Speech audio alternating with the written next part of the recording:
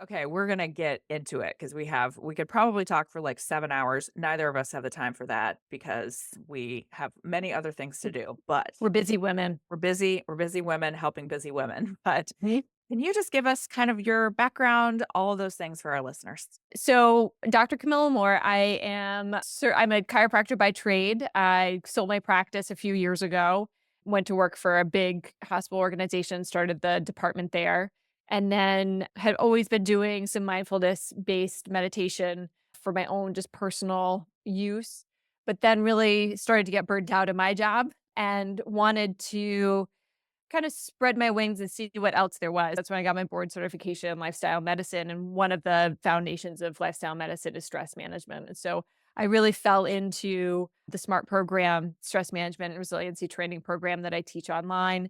And about a year ago, a little over a year ago, there was some reshuffling at the hospital system. And instead of going back into private practice, I decided to do this full time and have never looked back.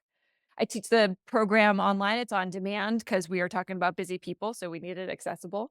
And then I work one-on-one with clients our focus is really how to burn out proof a business. And we work with small business owners, solopreneurs, entrepreneurs, and professional women that are really kind of struggling with this work-life balance, but they want to be, a little proactive and like, how do we burn out proof our business? Because I feel like everybody sees the writing on the wall, but we don't have a roadmap.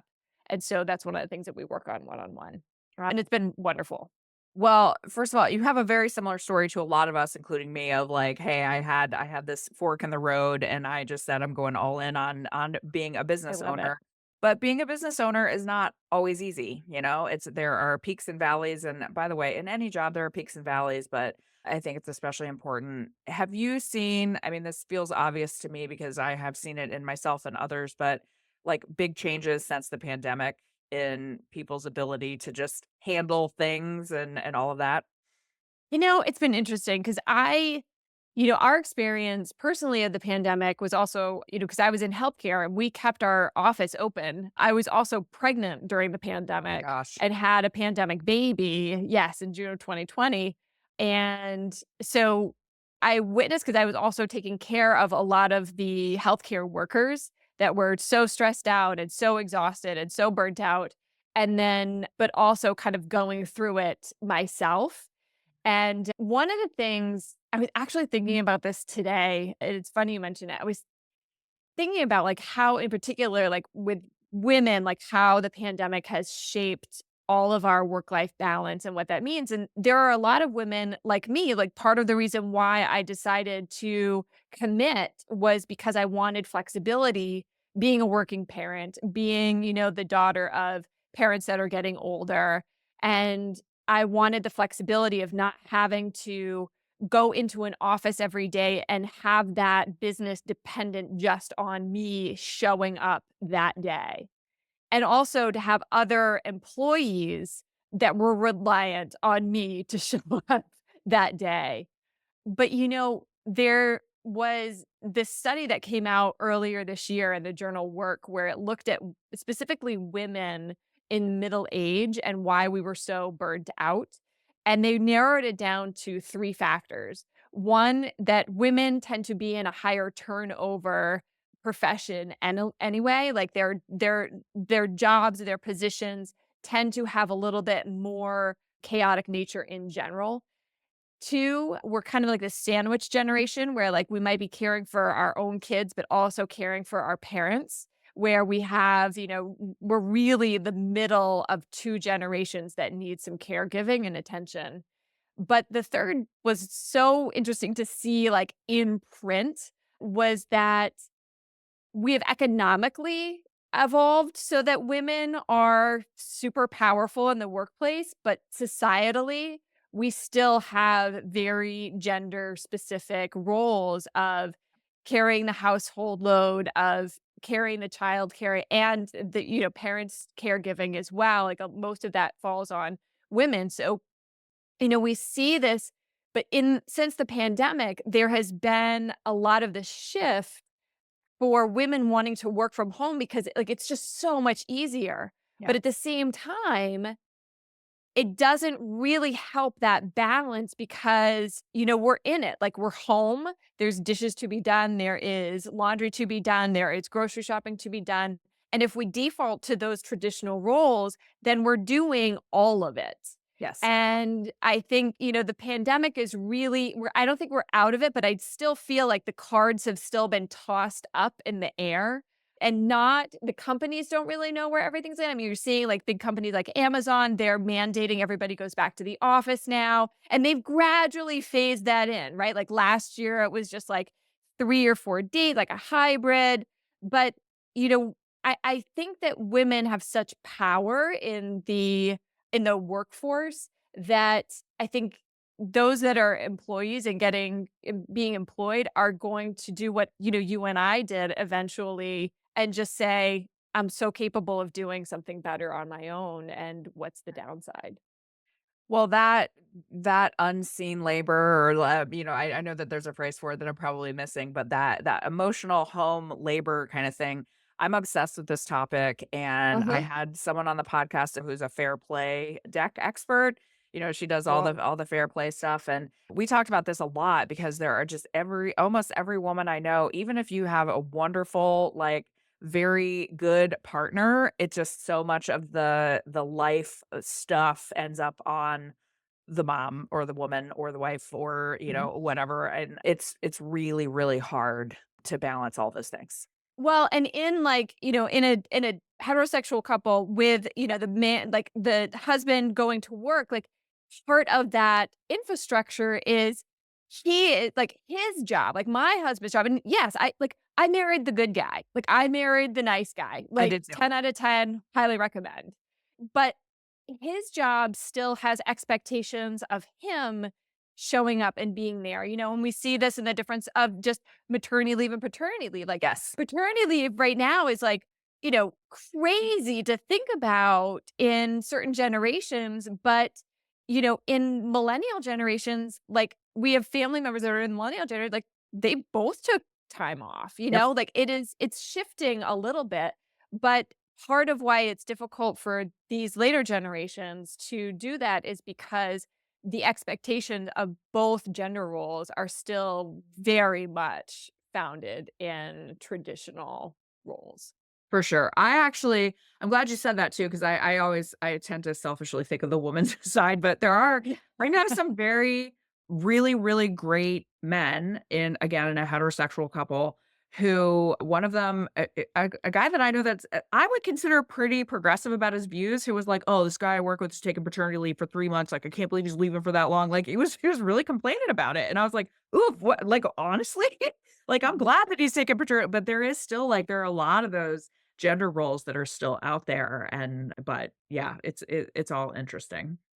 Well, and we take on, I think there women I can speak for myself. Like, I'm so much better at multitasking Yes, than my husband. Like, yeah, God love him, But I think we have different skill sets, and it's easier for a lot of us to do all that juggling, and it's expected. And if it doesn't get done, it falls. We are the ones that shoulder that blame too.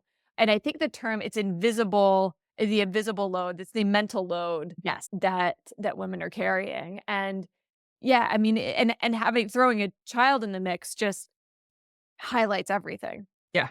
Just forget it when there's, someone else that needs you all the time. One of the things that I explained to my husband one time is that, like, it was his dad's birthday, and I was like, "Hey, did you get your dad a gift?" He just looks at me with this, like, blank face, and I go, "My husband's a good one, he's a good one." And he just looks at me, and I go, "Do you understand that if we show up at your parents' house without a gift, I'm the one that's going to look bad, not you. It's not my dad, it's your dad, but I will look bad and I will be judged, and your mom and your sister are gonna talk about me behind my back." And he's like, "What?" Mhm. And I'm like, "Just trust me. It's gonna happen." So, Well, and, one of the things that we were talking about before the show was just about how, like, as professional organizers, taking on taking on that load of your client in addition to everything else. yes. And one of the things that we talk about is setting personal policies. If you have a business and you have your financial policy, like we had a no-show policy in our office. We have you I mean, you cannot go into any place without signing a terms of service. Right. And so if we can take that concept and apply it to our lives, then we give our lives a little bit more structure to be able to default to those boundaries. And so we talk about setting boundaries a lot, but that could be very challenging. And one of the ways to move over that hump and to make it more comfortable is to evaluate your life. This is one of the things we do. I love this little game. Evaluate your life in terms of energy, Mhm. not so much in terms of tasks or responsibilities, but weigh the energy that it takes from you and all of those events that give you energy. And so, for example, like if you exercise and that's something that you enjoy and that gives you energy, like that gives you energy. How much energy is that? But then if you have a draining client, how much does that drain you? And so being able to be very detailed and very specific on what gives you energy and what doesn't give you energy really begins to put a quantitative measure to what you want for your policies and what you can do for your boundaries. I love this. Okay, so is it like do you literally write things out? Like, do you give Yeah. things a So number? here's what we do. So you can take a piece of paper and we Okay, start broad. Like there's a few different steps, but we start broad. So take a piece of paper and you're just going to write, two columns. So down the middle and then down across, two columns, charges and I can never drains. I can never okay. remember that word for whatever reason. So positive and negative, right? So charges and drains. And this is the key is you have to be very detailed and you have to understand that this is an observation exercise. This is not a measure of how much you love someone. This is not a measure of your commitment to them. That is not a measure of anything other than sitting with this and saying, how does this make me feel? Mm. So, I have a 4-year old. I love him. I would kill for this kid. I would die for this kid. He gives me a ton of joy and a ton of energy, but he's also 4 years old, and, Quite like, a if drain. right. So, does the fact that he goes on both sides make me less of a parent? No, because you have to acknowledge the parts where you're giving so much before you can understand what you have to do to fill yourself back up. And so, if you can make that list and you start really and so you may just see like maybe your list of drains is like 20 and your list of charges are 5. That's fine because if you get a huge hit from each one of those, then that's okay. But you have to be able to sit and feel, what does this do? When I have to give, what does this feel like? And so that begins to give you something tangible to recognize that maybe some of the policies can be setting some boundaries around the drains, and they don't have to be. I had 2 policies when I had my business, my first business, and this is my practice. 1, I refuse to be uncomfortable at work, and Okay, 2, I refuse to be uncomfortable in my own home. okay. And so what that did, so those seem very broad. However, if there was a conflict in the office, if there was and I'm a middle child, so I do not like conflict. I do But I'm an oldest child and I don't like it either. So so if there like, avoid it. But this forced me, like, if there was a conflict with a patient, if there was a conflict with an employee, like, I would remember that I had told myself I am not gonna feel uncomfortable at work, and so what that meant was I was not gonna stew. I was not gonna stew, and it put me into this mindset of solutions, and it gave me that little jolt to say, "Deal with it and deal with it now, and get it off of your plate," because you do not wanna walk into your own place of business and not wanna be there. okay, And I love so this is really good. As an avoider, I can Yeah. say that this is really good. But put it into some context that feels comfortable to you, I mean, I do not love confrontation, but I hated being uncomfortable in a place where I was creating that space more than I did not like that confrontation. And so having skills around this, and that's where like honing my skills on how to communicate those crucial conversations, those critical conversations, and how to navigate those so that you can take a, highly charged situation and diffuse it and actually come together as a team. That was really helpful. But if I hadn't had that underlying policy, then it would have been so easy to just avoid, avoid, avoid. Right. And so I also had that same policy in my home, which means that, not everybody is welcome in my home. And this is what, I had a community-based practice. So like you run into everybody and like it's not unusual like to just see people in your front yard. And so I set that space that like my home was for my family and my friends. And that meant that no matter what happened outside of this space, I knew that I was always coming to a very safe, very comfortable place. Yeah. And so that was really helpful. But I can give you a couple of other options that I actually love that you may not think about. And like one of them was that like no no work phone calls in the car, I was gonna which say, is I actually wanted to talk to you about this because as you were talking, the first thing that I thought of is with what we do for a living, the amount of ways people have to contact you and like your work hours kind of never end because Mhm. someone's always in your space. So that was like, actually, I'm Yes. glad you're talking about this. It's one of the first things I thought about. Yes, and that is I think especially if you are a small business owner, there is this, we were talking about like the challenges and the stresses that come with that, is this, you know, the desire for being available full time and also kind of this driving need that you have to, because if you miss out on that business, then, you won't be able to pay the bills and blah, blah, blah. But what I can tell you is that setting setting that space is going to exponentially grow your business. And it will, because what you're doing is you are concentrating that effort. You are concentrating your business. And so at the same time, you are also carving out that time for your own replenishment and your own recovery time. And so having those, and you have to just say, okay, what makes sense to me? What am I really missing that I was enjoying?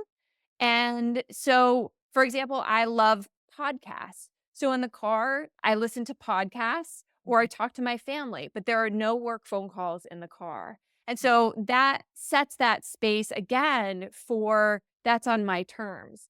I've also seen more and more emails come through from, other colleagues and other people that just say, I return emails on Monday, Tuesday, Thursday, Friday. And, Yep. like, that's it. Like, that's their email. And I love that. Like, I love that.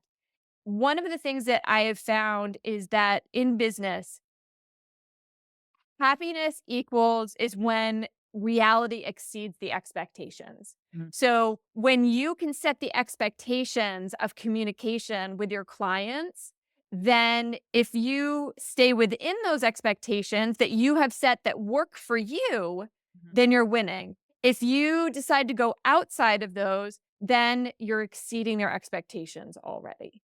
Yeah. And so, setting these personal policies protect yourself, but they also help to streamline your business by removing a lot of that questioning clutter.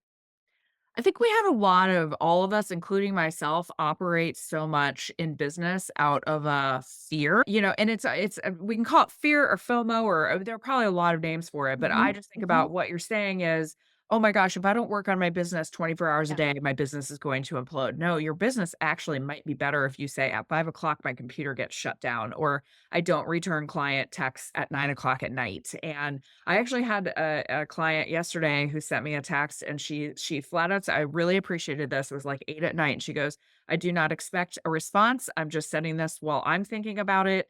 I was like, "Bless. I will happily get back to her because she's so yeah, nice and because yeah, she's so respectful, right?" And But setting those boundaries, and I know boundaries is like such a hot word and, probably overused and misused and all the things, but setting those actually helps you be better at your job. Even if you might have someone that is like, you know what, I didn't love that you didn't get back to me at 9 o'clock last night. You know what? I might have just learned about you that you might not be my person. And this is so much of, kind of the bigger, like, energy picture, right? Because we hear boundaries and we think barrier. Yeah. And that's where a lot of the kind of angst around it comes in, but it's if you think of it as just, "This is how I run my business, this is how I run my personal life," then it becomes a non-negotiable and a very objective perspective.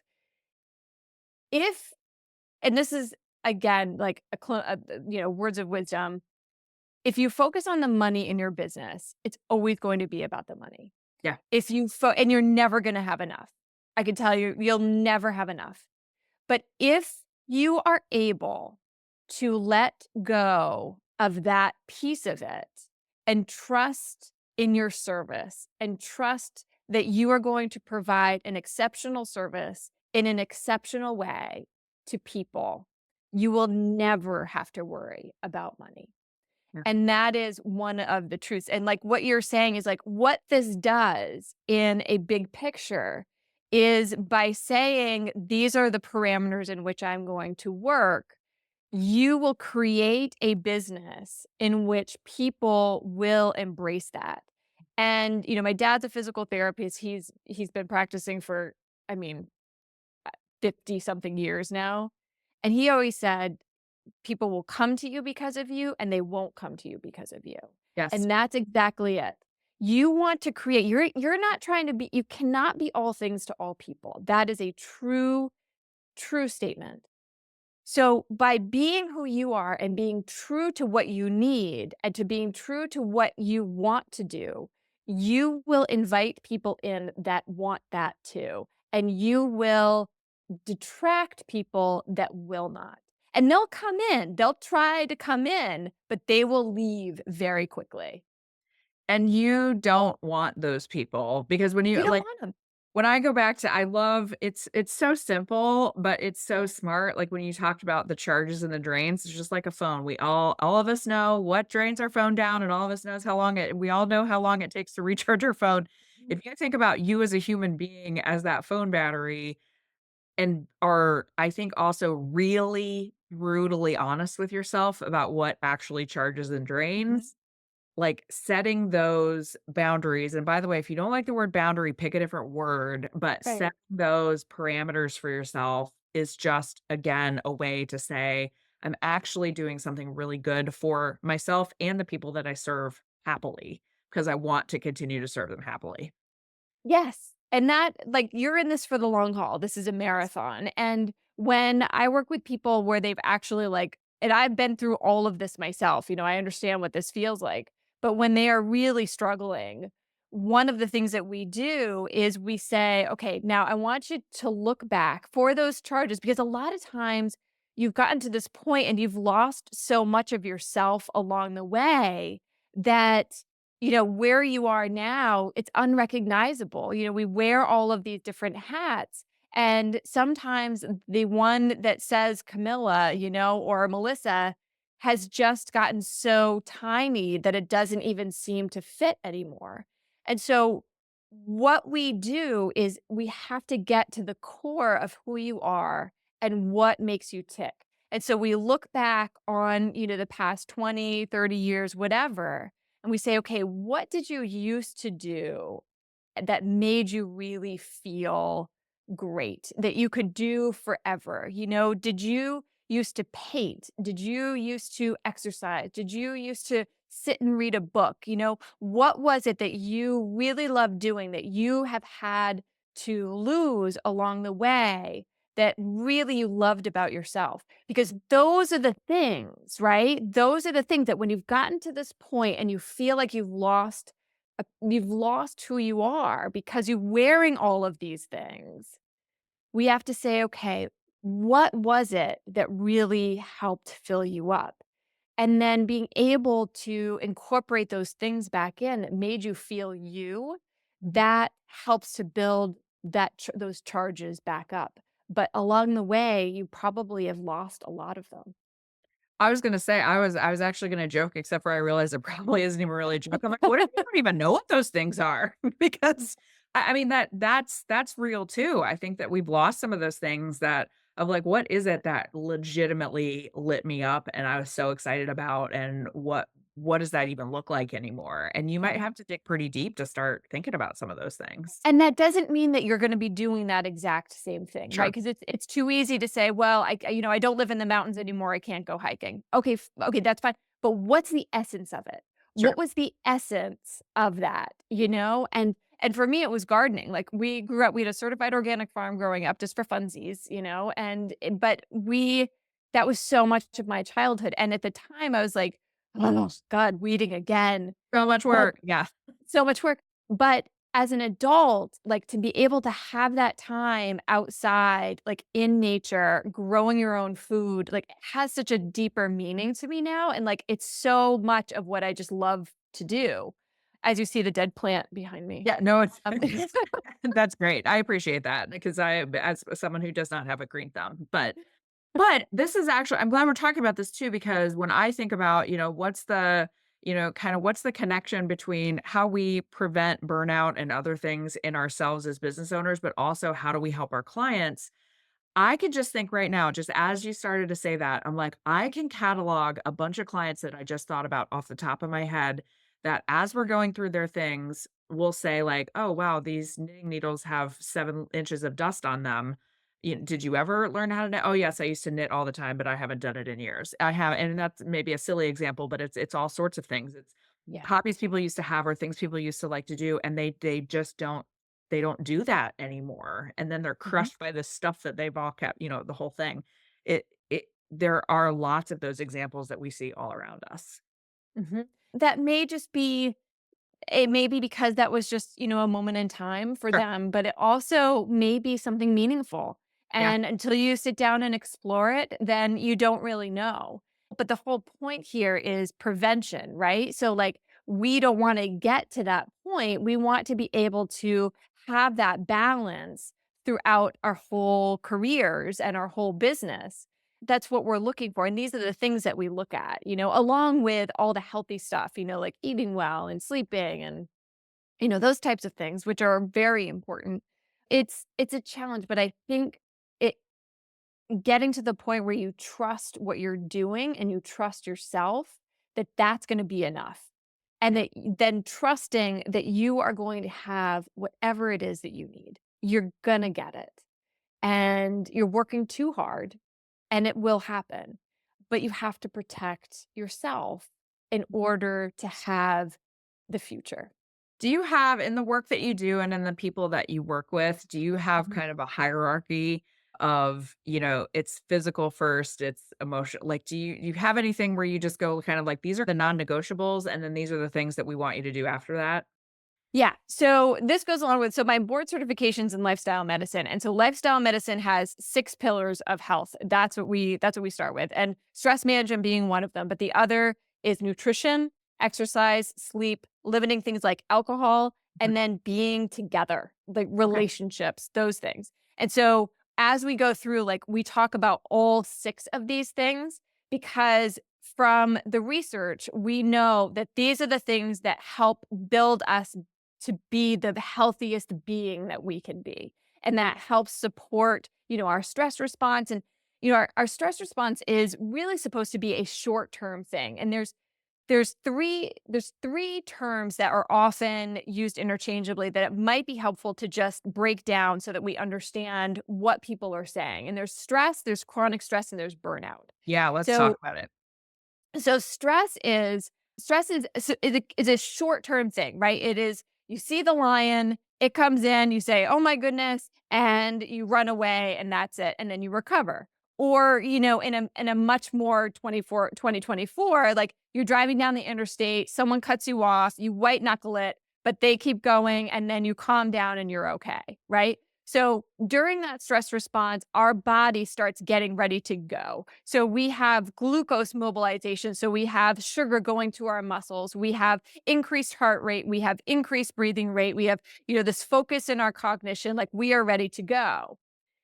That is, and then that stressful experience subsides and we recover from that immediately. It may take a little bit of time, but we're able to recover. And then it's an event and not a situation. Chronic stress is when you have repeated stress. So if you were to take that drive to work, you got cut off, you had that stressful experience, and then you had to go into the office. And in the office, you had clients that were canceling, or an employee that wasn't there, or a crisis with a payment. And all of a sudden, you didn't have time to recover before the next wave of stress came in. And so it just compounds over the hours, over the days, over the weeks, over the months, and over the years. And so this is where we see our chronic diseases really living, is in this Okay. chronic stress. Not in the acute stress, but when it starts to accumulate and we don't have enough energy and we don't have the space to actually recover from it. Then our body is still trying to fight the stress, but also it's a load to just try to recover from it. So burnout is an environmental issue. Burnout is when we have been giving way more than what we are getting back. And so it speaks to whether we feel seen, whether we feel heard, whether we feel valued, whether what we are doing matters. And so when you talk about, a lot of the professional organizers were other professions where they got burnt out. These were the reasons they left, because like they got to the point where they say, well, what's the point of me being here? And so when we look at the symptoms of burnout, cynicism, lack of motivation, fatigue, exhaustion, like it is because you are so worn down from giving of yourself and not getting anything back. That's why that charges is so important, because if you look at it in terms of energy, then you can really see where your risk level is. And so there's a lot of overlap between chronic stress and burnout because the two often go hand in hand. But when we break it down and we look at like how can we address these two things, they're very different. And so we address them differently. So with the stress part, that's where like the non-negotiables come in, where like, okay, we have to get some exercise in, we have to get our nutrition in, because we have to support the biological part of our being in order to be able to recover. Right. And so then when we're talking about burnout, we're talking really about things like purpose, the things that fill you up, the things that are draining you, like those types of things are really what we are looking at with burnout. So the two go together, but we look at them separately and then they work together so that you can at the end be a little bit more sustainable. Do you see people that are able to pretty successfully recover from burnout, or is it a really long Yeah, process it's, that I yeah, I mean, it varies because it varies, I hit the wall because what happened in my story was it was like the COVID, and like there was just no way. I had a newborn. yeah. I was working through COVID. Like there was just nowhere to go. And I felt it happening. Like in hindsight, you know, I just remember there was this one day that I remember so vividly. I was like driving to work and it was early morning. It was like 6:45. It was in a city and like it was quiet the way the city is. And I just had like every fiber in my being. I was sitting at a stoplight, like, just wanted to turn around and go home. Like, and I've never had that feeling before, but it was so visceral, and I didn't. I did what we are trained to do as professionals. I put my big girl pants on, Yeah. and I took a breath, and I They showed up. just sucked it up and went to work.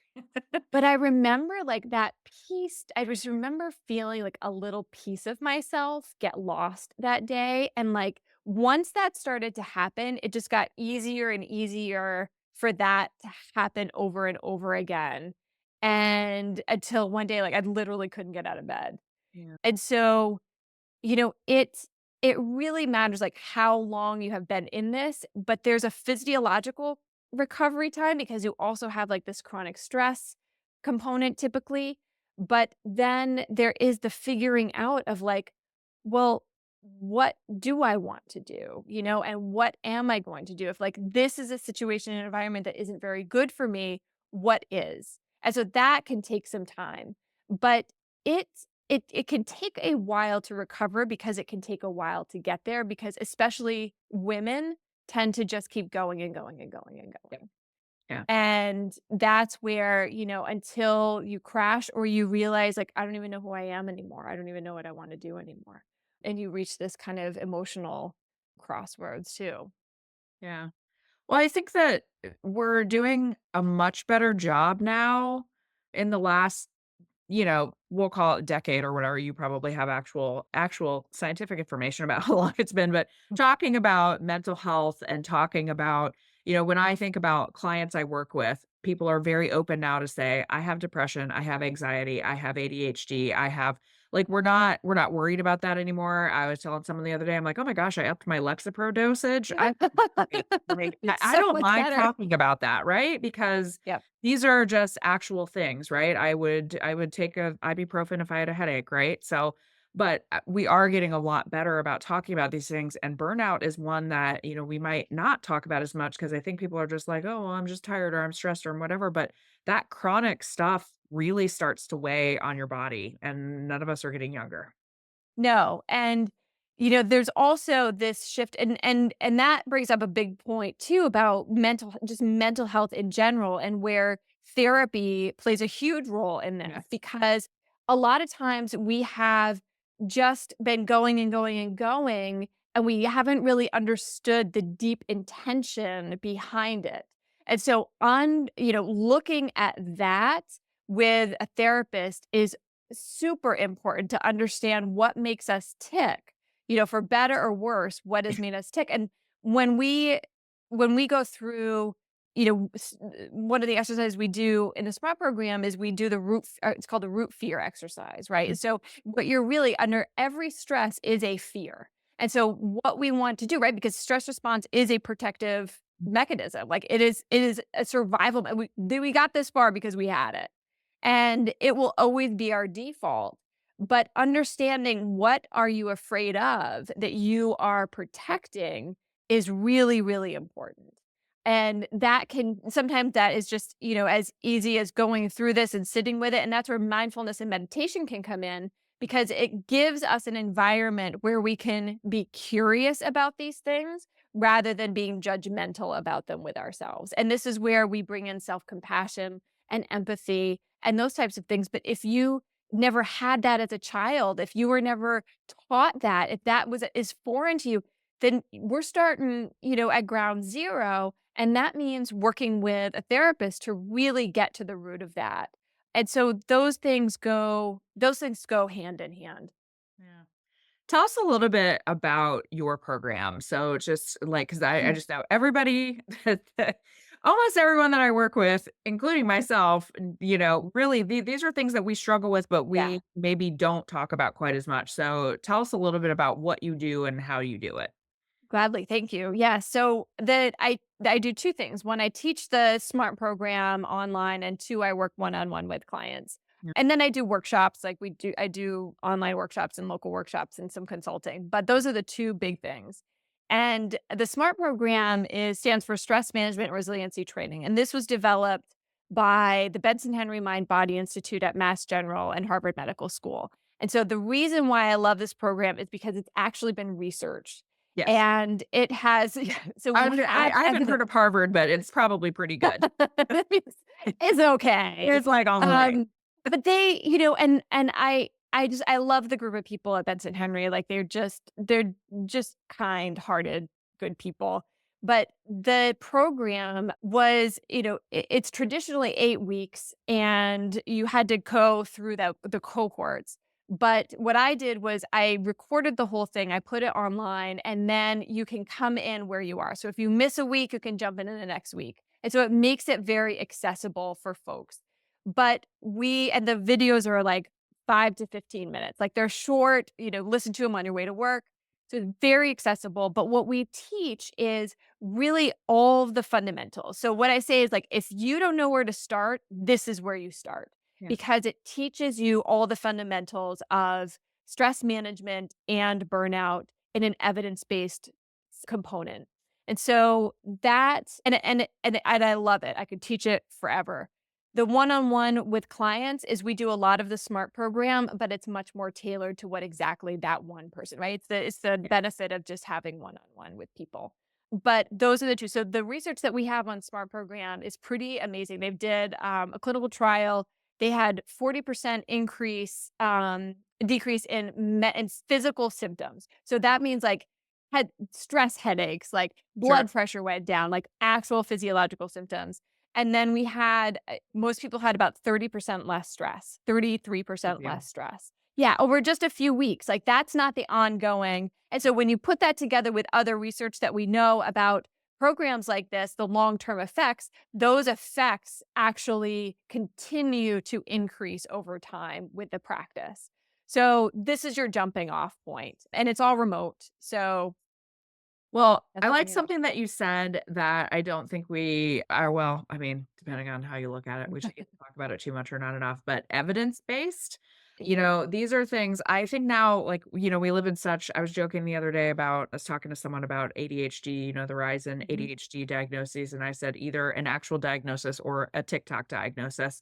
And I think like right now, because we live in such a like TikTok and reels dominate our life, right? And you just go, oh, I'm getting these little snippets from these people. And somehow I have decided because they're giving me this snippet that sounds good. I go, oh yeah, they must know what they're talking about. What if they don't? Like What if they it don't? would be like me going on, I could start giving you medical advice. Guess what? I just make people's underwear drawers prettier. I should not be giving anyone medical advice. Mhm. So I like what you're saying about this is a scientifically based Yeah. program to actually work on stress and burnout and all of those things. It is based on clinical data, actual results, that type of thing. It's you need to know who you're getting things from, whether it's Well, me or you or other people. and you don't wanna waste your time. No, Like, that's the thing, like, we we are don't busy have time to people, we waste. don't. That's why we're talking about this. We're busy. And that's what I mean, like, I think we owe it to ourselves to at least be exposed to it, and that's why, like, the conversations that you're talking about that we're having now, I can't wait for the next generation and see what they do, because 'cause we're just talking about it and implementing things, but, like, what happens, in like, with the generations to come. And Yep. you mentioned, like, neurodivergence, and that's a whole other thing too, is that sometimes it is entirely possible that a lot of your struggles, especially women, could be perimenopausal. Like, it Yep. could be hormonal. Like, exactly. Like, that's, Me. so you look at, yeah, you look at, the people the women that I work with are usually 40 plus, like they're, my age. And like, that's one of the conversations is because we have such a deficit in menopause literate doctors in the United States, we have a ton of women that have also not been appropriately diagnosed and treated for menopause symptoms. And it's a symptom based diagnosis. So, that is, and if you look at the symptoms of burnout and you look at the symptoms of perimenopause, they are very similar, right? So, lack of motivation, some cynicism, brain fog, fatigue, exhaustion, not being able to sleep, like they are very similar. And so, unless you are able to go to a menopause literate doctor, have your blood drawn, get on, have a treatment plan put in place, and maybe have some hormone replacement therapy that could help, then you may be misdiagnosed with something else, or you could be missing it, or you could be just miserable for no reason. Yeah. And that's where I do appreciate the social media because you have some perimenopause doctors that are on there that are That just, are like, great. blowing Yes. up. Vonda Yeah. Wright, Dr. Vonda Bright, and I'm forgetting her last All right, name, Claire Haber. Mary Claire Hay, yes. Yeah. I mean, what they are doing for women over 40 is amazing, amazing. Yeah. But that's part of it, right? So you gotta look at that and say, "Okay, maybe this is a normal part of life." In that age group, though, you have to, again, go back to that study from work and say, it is so easy to just say that you're overwhelmed and overworked and tired because you are the sandwich generation, because you are taking on all of these things. But you have to get to the root cause of things, whether that is your stress or whether that is your brain fog. You have to do it. And like those are the two main pieces. Like, is it burnout or is it like a hormonal change and Right. perimenopause? The perimenopause is not fun. No, it's not great. It's not delightful. I actually just recorded a podcast about it the other day. These will probably come out. I'll probably make them come out around the same time because, and that is, kind of the demographic of the women who do this work, and primarily women that do this work. If you're my three guys that I know that listen regularly, hey, how are ya? But it is really hard because you're exactly right. We haven't had these conversations before. We're getting better about talking about mental health. We're getting better at talking about perimenopause and menopause, but a lot of people, like you said, we just haven't been educated about this and neither have doctors. And so now And all neither have this done. knowledge is starting to come together of why are all these things happening. But the point is Mhm. there is help out there, no matter Yes. what it is you're going through. There is help Yes. available. There are people out there to help, like yourself, and other people. And I'm glad we have that because my goal here and the work that I do is I want women to have sustainable businesses. And the reason I want women to have sustainable businesses is not just for themselves, but it's also because of all the people that we help. We Mhm. are in a helping profession and we need to help the people that whose houses we go in every day. But in order to do that, we have to be good ourselves. Mhm. And it's emotional. It's Yeah. an emotional yes, to actually to go into somebody else's home, to be in their space, and to be going through their things with them, like, one, that takes an incredible amount of trust on their part, Yep. but also, like, it's an emotional very emotional journey, It is. and we owe it to ourselves to be as healthy as possible going into that so that we can continue to do the things that we really wanna do. Yeah. It's an emotional and a physical journey. It's a very physical job. So it's all of these things, like everything we're talking about, like all really kind of it all tails together. It's really, really important. So is there anything that I didn't ask you or anything that you want to talk about? No, I love that we talked about personal policies. I love that we Yeah, that was talked great. about, I love that we talked about, like, the, perimenopause stuff and some of Yeah. the research, and then just, like, what is available to people because you don't have to this is a great time. Like, I loved every decade, Yeah. and my 40s, I feel like I've learned so much just be as like an adult. Part of me still feels like I can't believe that I'm 46, like, part of me I can't don't believe feel like I'm old enough to be as old as I am, like if that makes sense. yeah, Yeah. but I feel like women in this age group are amazingly dynamic, and I Yes. feel like we are really, just talking to my mom about the menopause stuff, she's like, "We didn't have any of this stuff No. when she went through No, it," and they didn't talk about it at all. mhm. And we can at least go after it, you know? I mean, there's a lot online. You can have consults online now, and so, I mean, it's at least there. Yeah. I was talking to someone the other day, a friend of mine who's in my same ish age category, and we were talking about how when we turned 30, I will just say it, I was a brat when I turned 30, and not like the brat that is like brat summer, not the cool brat that we're Not the talking about cool now, the brat. dad brat, right? Mhm. And I was like such a jerk about it. And I just thought I was so old and it was all over for me and whatever. And I just remember like somewhere in my mid 30s, I'm like, oh my gosh, I love being in my 30s. This is great. And then I'm like, oh, my 40s are going to be like, oh, and then I'm like, "Oh, no, no, no. I love being in my 40s. It's fantastic." And then I turn 50 next year and I'm like, "Heck, I think I'm gonna love that too." Happy Like it birthday. I think Thank you you so are. much. Thanks. But, I just go like, "No, every decade, I feel like I'm able to say more about what I want and what I need, and we're able to talk openly about some of these things that we haven't talked about before, and it's just good, like, embrace where you are, and I know that there are Mhm. people of all age ranges that listen to this, but just wherever you are, embrace it. Don't be a Yep. brat when you turn 30 or 40 or 50 or any age. Just be happy. And I think, we're here, right? Like, Yeah. we're here, and we can make this whatever we want it to be, and I think that's the take home message Yeah, totally. Well, thank you for all this. Where can people find you on the great wide on the great wide internets? web.